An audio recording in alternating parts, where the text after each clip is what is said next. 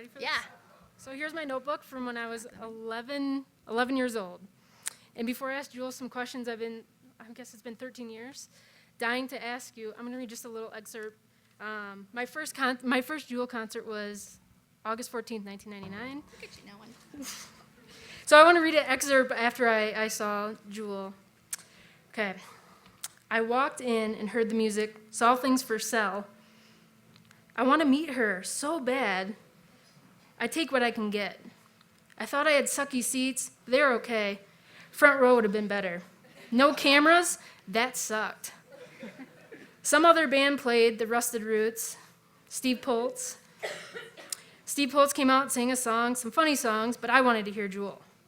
Finally, the lights dimmed, and I had to pee. I don't care if I peed my pants. Nothing would stop me from seeing her. She stuck out on stage and started singing Near You Always. She sang hit songs and sang her heart out. She wore a bandana, a black long sleeve shirt, and black pants. I like how she doesn't fuss over what she looks like. I'm so sorry. She's saying it's changed? They discussed on how her and Steve made up the song You Were Meant for Me. They didn't know whether it should be made for a man or for a woman. Steve said it was really meant for chicks. And Jewel said, really ditzy-like, well, I'm a chick. I cried. I love her so much. That is why I'm trying to get on MTV's Fanatic to meet her. She ended her show with yodeling. Awesome. I'll never forget it. First concert was the best. I love you, Jewel. I'll talk to you later, Steph Beecher. So I named my journal Jewel, and so I have these questions for you. All right. The first one. You wrote them when you were 11? When I was 11, I wrote these questions, and I rehearsed them forever in the mirror. And I had my chance to meet Jewel, and I blacked out. And I said I love her, and I never asked these questions. So, and actually, before I read the questions, I want to show you the poster.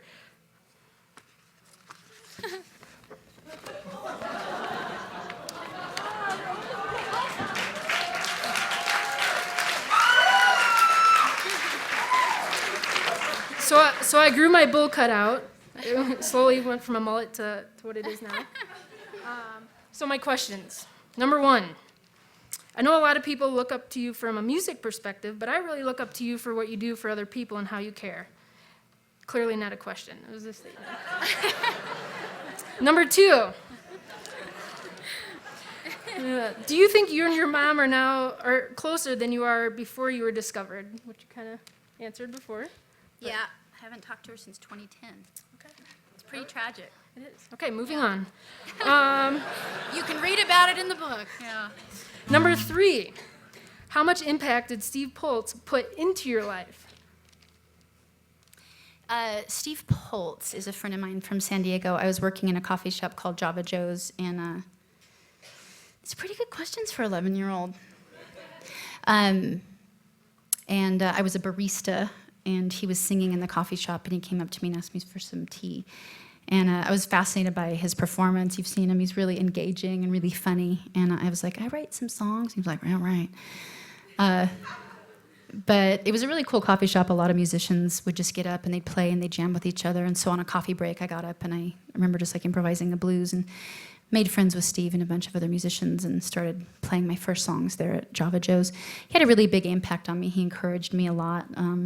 When I became homeless, he had a really big local following. He'd been playing in San Diego a lot and did well, made a lot of money, I thought at the time. And he was the one that recommended that I find somewhere to sing and make sure it's the same night every week so people knew where to follow me so that I could build up a following, hopefully. I remember while I was homeless, I was trying to save up money for rent once I started my coffee shop gig, and he had so many parking tickets that his car got towed, and I remember giving him all of my cash, and it was like $600 or $700 so that he could get it out of Hawk. So we were very good friends. I toured with him pretty much my whole career, and we're still really good friends, and I think he's been a huge influence for sure. Great answer. Okay, number 4. What do you mean by who will save your soul? I get so many Bibles sent to me. It's really incredible. There's like people going, I know the answer. So, I'll tell more of this story later, but I came from a small town in Alaska, and when I came down to the big city of Chicago, it was my first time seeing pop culture and American pop culture, and sort of this phenomenon that we put our faith in somebody else instead of demanding much of ourselves. And so that to me was really what the song was about, is why do we expect somebody else to save us if we're not willing to save ourselves and behave in a way that, I don't know, makes us feel proud. Okay, last question, and it's more of a statement. Something I've never told anybody ever. The person who took this picture was my mom, who battled cancer. A few years later, passed away, and she was doing chemo and radiation, and mustered up the energy to take me there. And on her deathbed, said to me, "I hope you're as happy as when you met Jewel."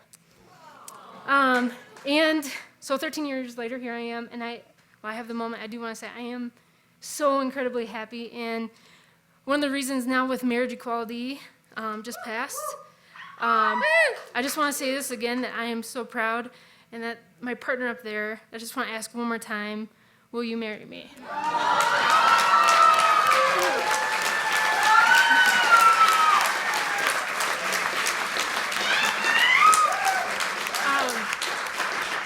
But growing up being the awkward tomboy, it was really your lyrics that helped me be okay with who I am in my confidence. So this is just a dream come true. And Do you want my answer?